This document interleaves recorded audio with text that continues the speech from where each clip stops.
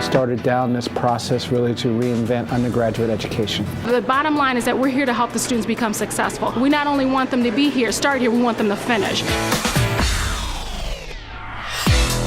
When I was a freshman, none of this was available. Hubbard Hall looked completely different. A lot of resources I didn't know about, but now that the resources are in the hall and RAs are informed about it, we can inform our students about all the resources. The Writing Center, if you have an advisor right in your hall, you can go right downstairs to. We house 15,000 students.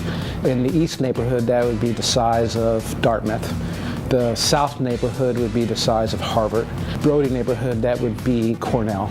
So we have these Ivy League school size residential environments on our campus. So how do you make this large place small for students? Students are always looking for ways to engage with their peers, with the campus community, and finding ways that will be meaningful for them to explore the things they're interested in. And I think the neighborhood concept allows that. The students see something that probably to them looks completely logical, as if this should have always been there. They see academic assistance, they see health services, they see food service that is now aligned with their dietary needs. Then there are people who come in and out at appropriate times to answer questions when they have them, whether it's financial aid or whether it's study abroad.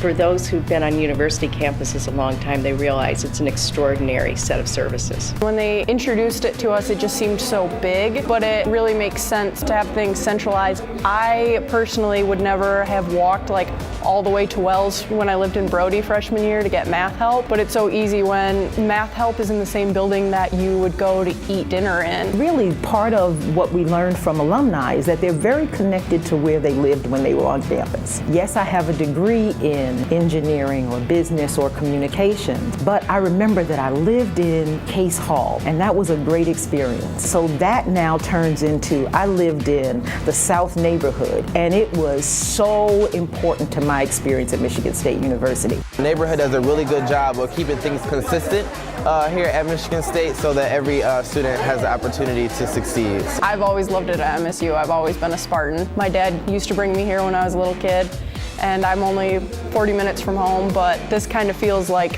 home when I come back here after a summer.